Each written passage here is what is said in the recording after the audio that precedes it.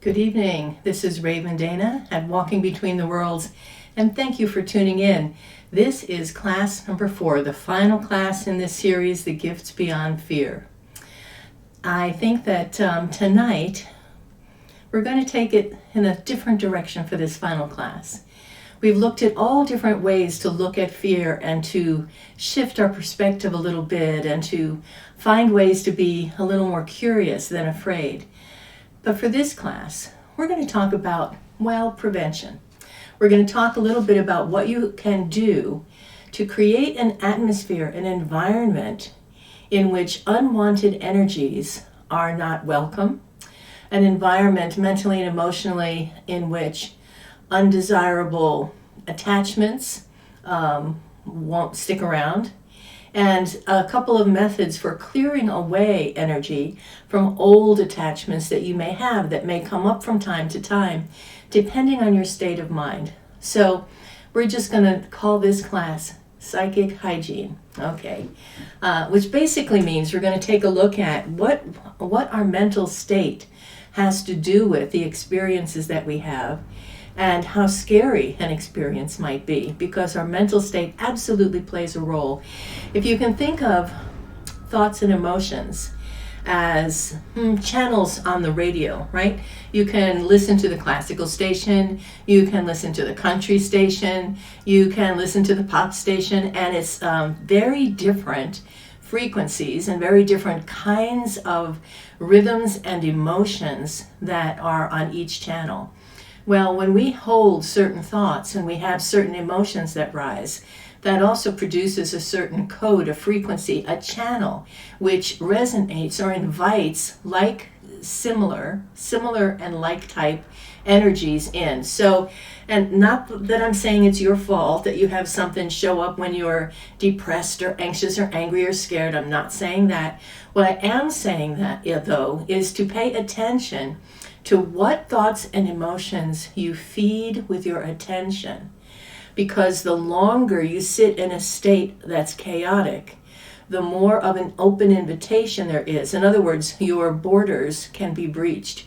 Your boundaries can weaken because you're inviting, not by will, not because you're saying, come on, idiots, come here, pester me. You're not doing that, but because you're in a certain state of mind, you become vulnerable, right? It's just like if you were a little sad or lonely and depressed, you wouldn't pick that night to go walking at midnight, right? It would be dumb. You wouldn't be noticing, you wouldn't be paying attention. You might walk somewhere that was a little risky. You might not notice somebody walking up on you. You might be distracted in your mind, right? It's just good common sense. Whereas if you were in a very confident state of mind and you felt good about yourself, well then you might go for a late night walk because you'd be literally tuned in differently. You'd be paying attention to your environment differently. You'd be noticing the sensations in your body, and you'd be noticing what's happening around you differently. So that matters especially when it comes to dealing with things that occur right on the edge of this reality, things that cross between the worlds. Your mental emotional state can call beings to you, or dead people to you, that resonate with your state of mind. So again, there's no blame to be had here. It's just something for you to practice and to notice that if you linger in a space long enough that's not grounded, you want to be able to catch yourself and do something about it, right? Clear the energy, clear yourself, clear the air. So when we're dealing with experiences that we have on that in the border between the world, our state of mind is even more critically important than, it's important when we're in the here and now. You don't want to be so distracted you walk in front of a truck. But the point is that you will likely not notice something coming across, or an attachment or some energy that you don't like, until it's been around you for a little while. And then you might feel a little icky or a little sick or have a nightmare or whatever that is. Nightmares, by the way, by themselves are not bad things. They're they're usually indicative of an unfinished dream, of unfinished business. Nightmares can actually be our greatest allies when it comes to looking at things that are in our shadow nature, or things that frighten us. But so it's a little bit of a different conversation. But in any case, let's get back to looking at frequency. When we're in our full-on waking state, our state of mind, our mental thoughts, and our emotional outgoing signal takes a little bit longer to manifest results, right? If you're in a room and you're in a bad mood, it's going to take a little while, but the people around you are going to feel that mood. They're either going to come up and want to console you, or they're going to feel icky and they're going to move away from you. But there's an actual result that occurs when you're in proximity of other people and you're in a loud, we'll call it a loud, energetic state of mind. If you're very happy, the same thing happens. You're in a happy state of mind, you're on that channel, and the people around you might be subdued at first, but the more buoyant and open and happy you are, the more the energy in the room lightens, the more people become infected with that higher order, that happier energy, right? So it works in any direction. We're just going to call it loud energy. When we're in the borderlands, though, our state of mind can produce nearly immediate results. So if you're fearful, or if you're someone who thinks that the world is a really harsh place, or that people can't be trusted, right, then you may unwittingly call something unpleasant to yourself. Practicing psychic hygiene can mean the difference between having an experience that's really frightening and just having a nice day, or having a wonderful experience. And don't confuse what I'm saying with like blaming the person who has an unpleasant experience. I'm not saying that. What I am saying is that you stand a much better chance of dealing with strange and unusual energies that occur around you if you make being grounded and staying alert and more positive, and I don't mean fake positive, I mean grounded positive. When you do that as a practice, you exude a certain kind of confidence. You are present. Your energy is here now. So imagine that, like the energy that we have. Say it's a flashlight, say it's a light bulb, and that light bulb gives us 100 watts of juice, of power.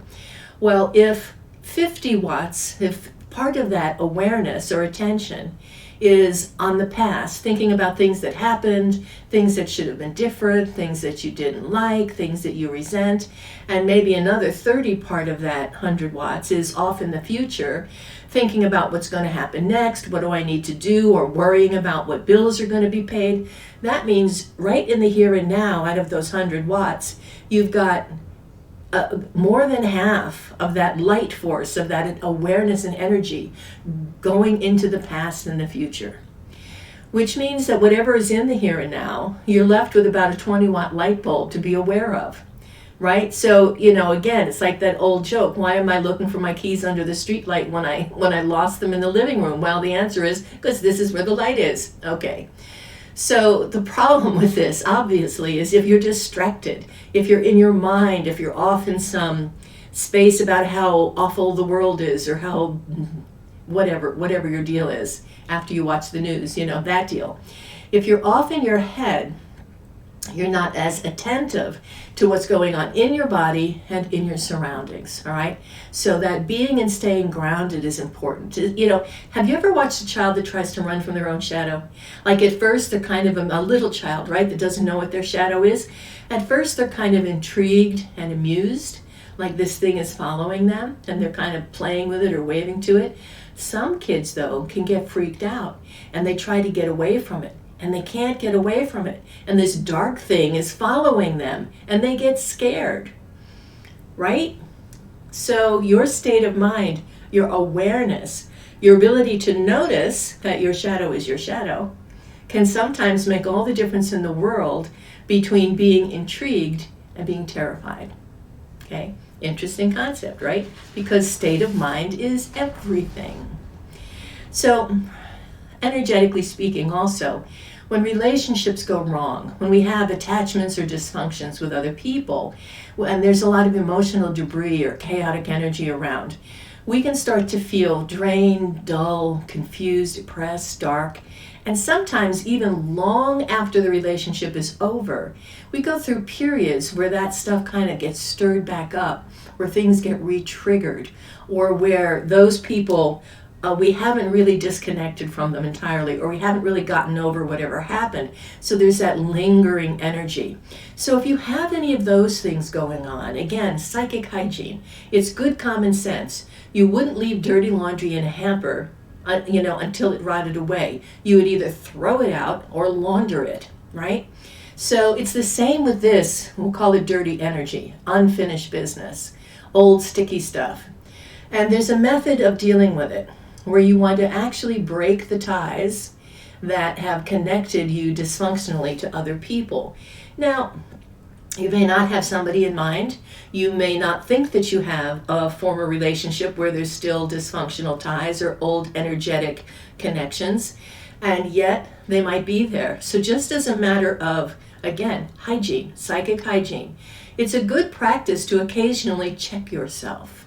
And how you do that is simply this: to get calm and quiet and in a meditative state, and to actually close your eyes and imagine, first of all, that you can see the connections, the heartstrings between you and the people you love, right? And you'll notice that if you visualize those, if you check those out in your mind's eye, that they will be clear and strong, they'll be radiant. Some of them may be flowing with life and light and energy. Others may be slow and steady, but you can feel the connections moving away from you. Just think of literal heartstrings, like threads going out from different parts of your body and connecting to other people elsewhere. If you check and you look closely, you might notice that there are certain cords or threads of light that are dull or dim or dark or moldy looking, right? Things that are not quite right. So what you want to do when you see something like that, if there's one, then you deal with that one. If there's multiple, let's say you find 3 of them. So again, in your mind's eye, you notice them. You gather them up in your hand like you're holding those threads in your hand. And you, with your other hand, or a knife, a mental knife, or a pair of scissors, whatever works for you, you will sever the connection. Those connectors that you have in your hand, the ones that belong to you, you're going to return back to your body. You're going to take them back in. That's your part of your energy. The rest you're going to allow to move away. You're going to send it back to the source. Let it return to the other people and let it be reabsorbed in their bodies because it's their energy. So all you're doing there is taking back what's yours, and you're releasing the other person and anything that you have connecting you to them. That's negative. That's not working. Okay. And then what you do is periodically you check again. Sometimes those connections come back around. Sometimes we get attached to having these icky thoughts about people, and those connections reestablish. So every now and then it's just a good idea to do a little clearing, a cleanse, a check, because sometimes it might be people you least expect. It might be somebody that was a friend that you kind of fell away from that you still have something going on with and you don't know. It might be family members. It might be parents. It might be something going on from your childhood that hasn't been cleared out. And you don't have to know what it is.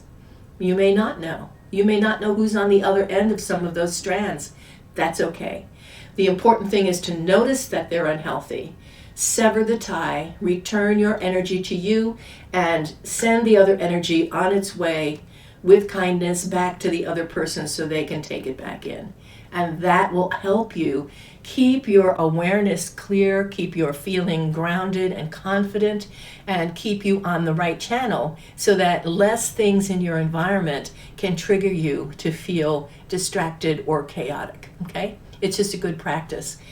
When you're traveling, here's another interesting thing.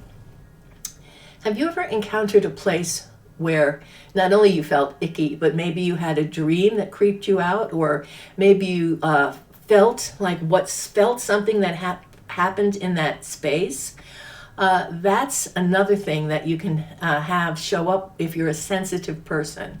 So when you're traveling, it's not a bad idea if you're feeling watched or anything in a new location. It's not a bad idea to clear this space and ground yourself, right?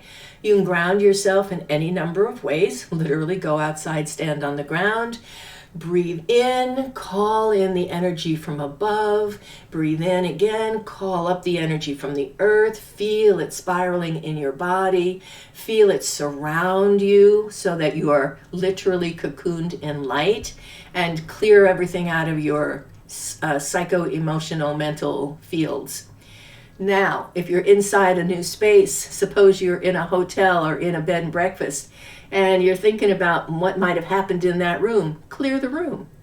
You know, it's very easy to go ask for some salt. They don't know what you want it for. They don't know if you're going to gargle with it or throw a salt circle around the bed, right?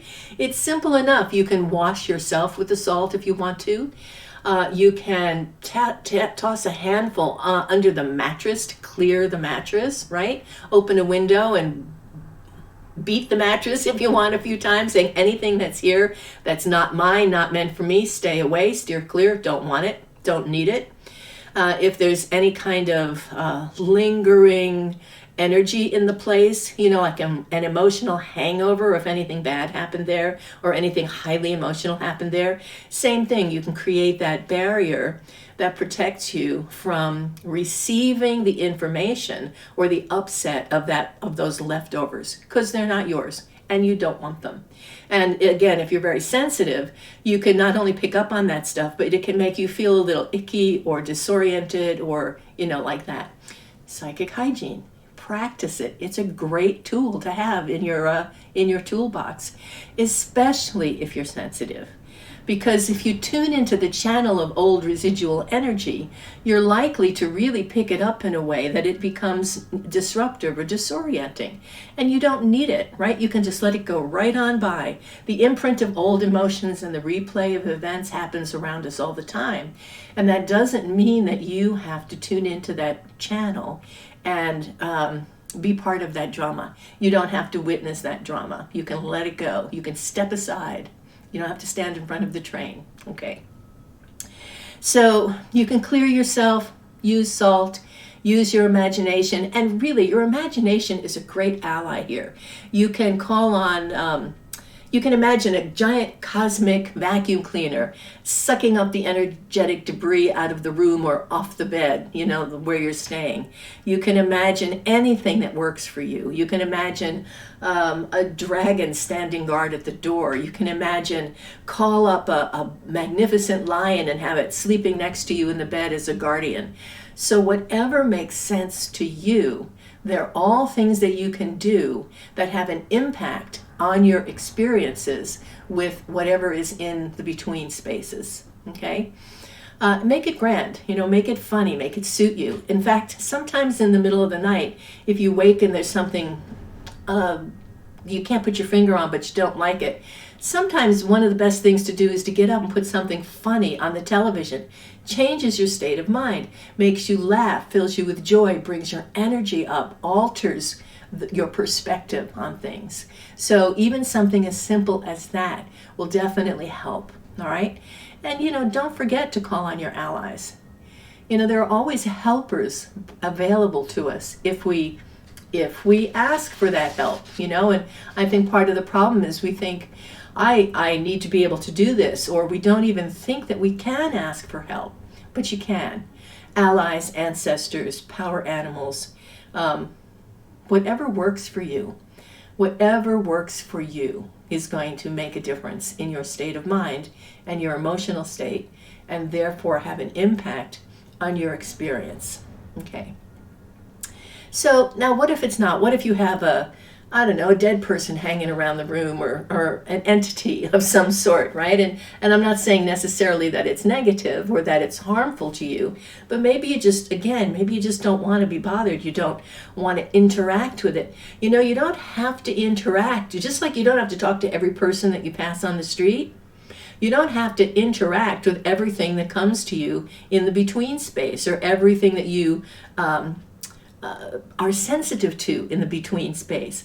You can be choosy about that stuff, right? You don't have to just engage with everything that comes by.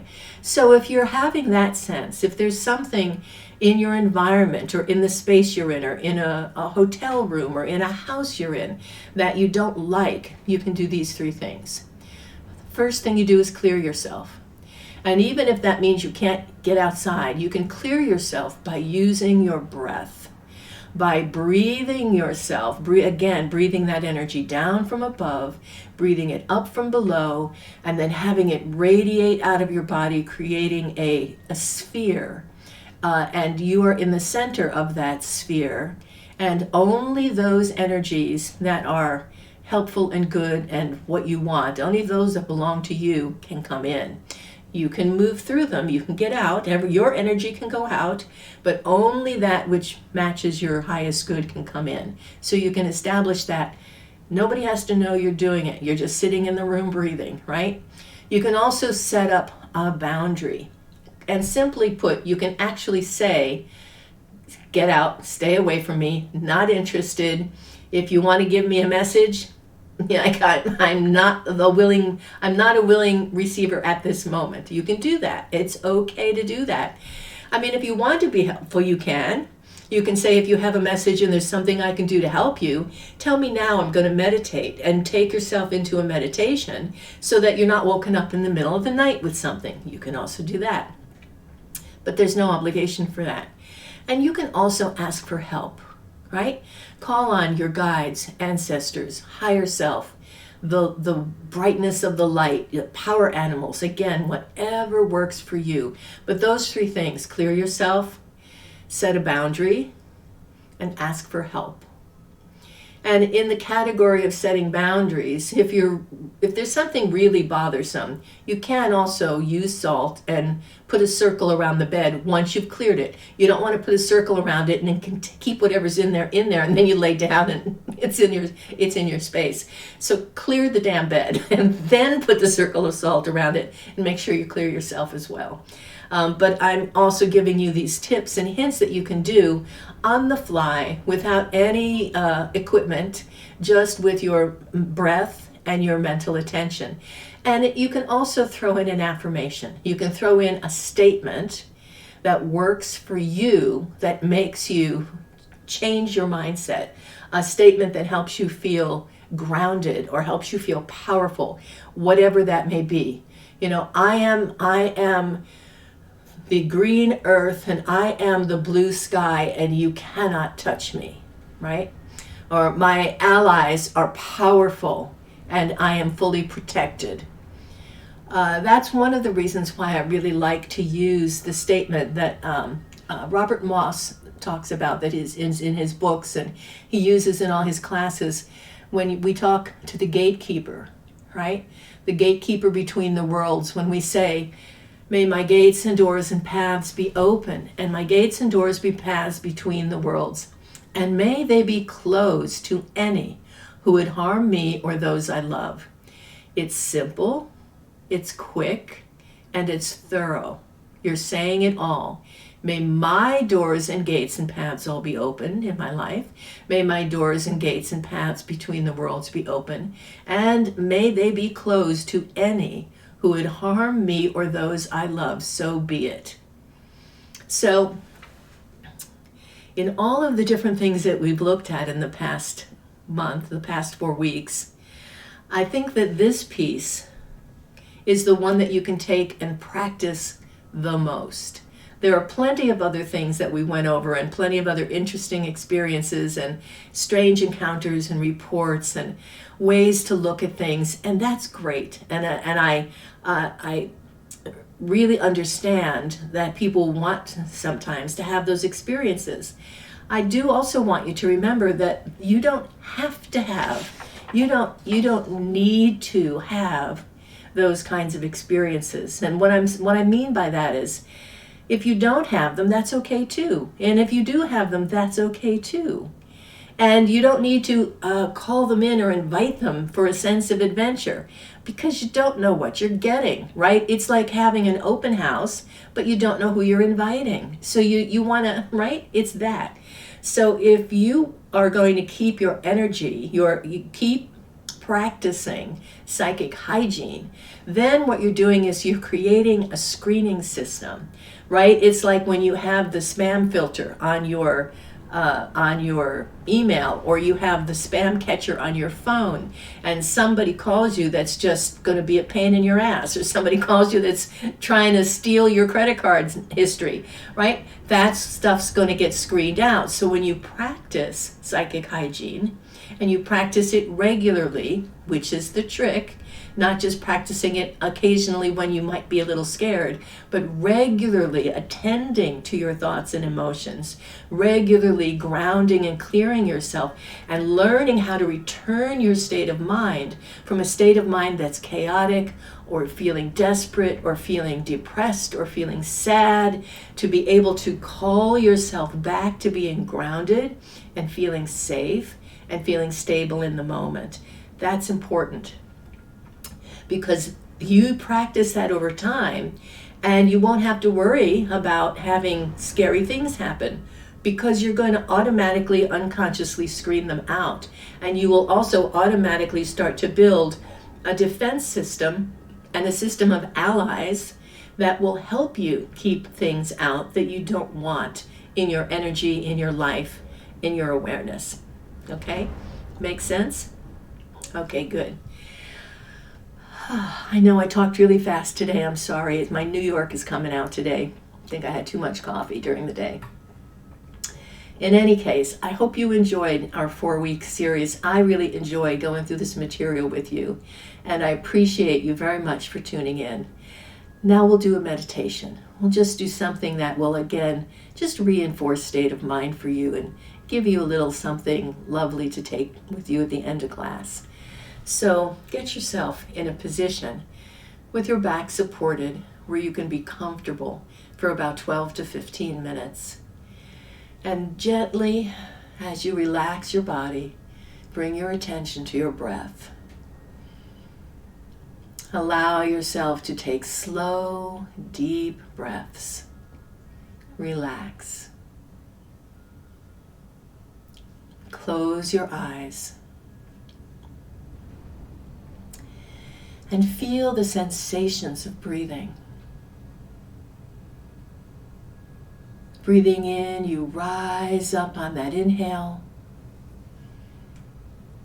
And breathing out, you drift down on the exhale. Breathing in, you rise. And breathing out, you relax. Feel your body let go. Let any thoughts or worries or tensions just drop away. Relax your jaw. Release your shoulders. Soften your belly. Feel the gentle tug of gravity pulling you down to the earth. Relax. Breathing in, you breathe in the whole world. And breathing out, you breathe yourself back out into the world. Breathing in, you take in the world. Breathing out, you release yourself into the world. Floating on your breath, you travel. Your mind becomes still, and images begin to rise around you. And you find yourself walking down a wintry street at twilight. The street lights have just come on. It's snowing. There's a coating of snow on the ground that sparkles like thousands of diamonds in the light.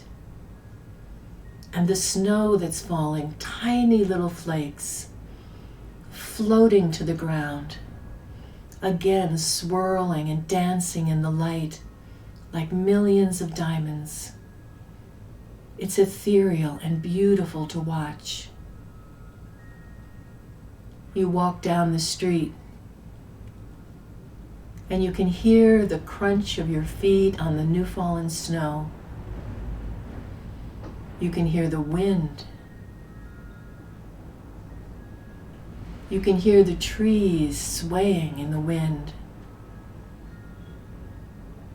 And to your left is a little park, decorated in holiday lights. And ahead of you, you see a gaily decorated gazebo. It's bright with twinkle lights.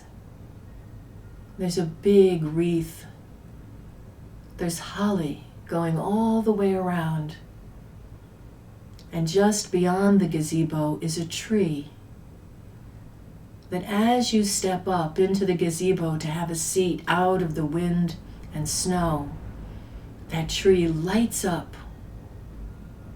And it's beautiful. The lights sparkle and shimmer as the snow falls.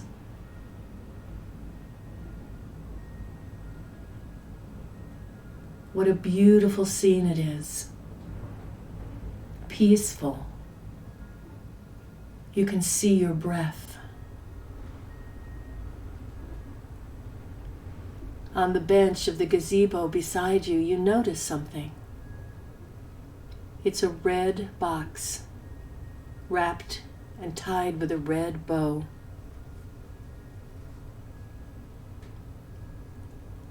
You pick it up to examine it more closely, and you see a little card stuck in the bow, and that card has your name on it, your full name, so you know it's meant for you.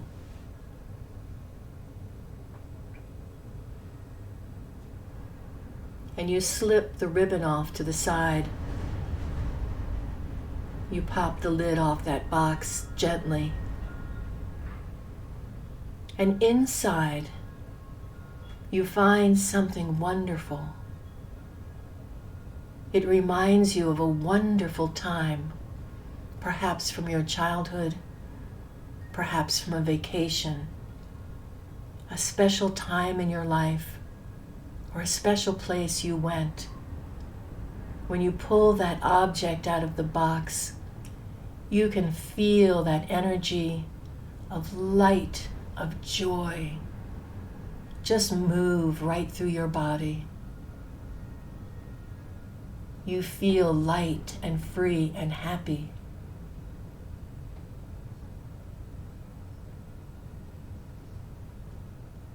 And you smile, holding that object in your hand is marvelous. Where has this been, you think? And you're so grateful for this gift. And you lean back on that bench, taking a bit of shelter from the snow and wind under that gazebo. And you gaze out at that tree. And you see a little rabbit go by. And again, you just smile. You lean back against the back wall, finding a post in the gazebo to center yourself on. And you stretch your arms up above you, and you feel so good. You close your eyes again, and you just breathe in the crisp night air. Your attention goes back to your breath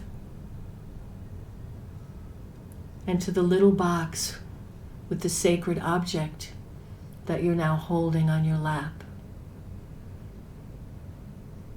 And you breathe that energy in, breathing yourself back into your body,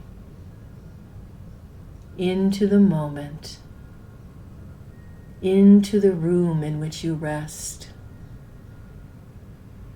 Calling yourself back breath by breath, returning, bringing with you that wonderful feeling, that memory, that pleasure. You come all the way back to the moment, refreshed and relaxed, grounded and happy, and you allow your eyes to open.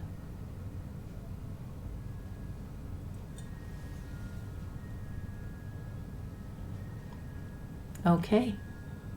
Thank you so much for taking this class with me. I'm certainly open to hear anything that you have to say. If you are having any experiences or encounters or dreams that you'd like to share, I'd be happy to hear from you. Again, you can find me easily. Raven@stresswizardcoaching.com is my email. ravendana.com is my website, kind of, easy to get to. And all right, I will see you in the between. I hope you have a wonderful evening, and I'll see you here soon with another meditation in a couple of days. Bye now.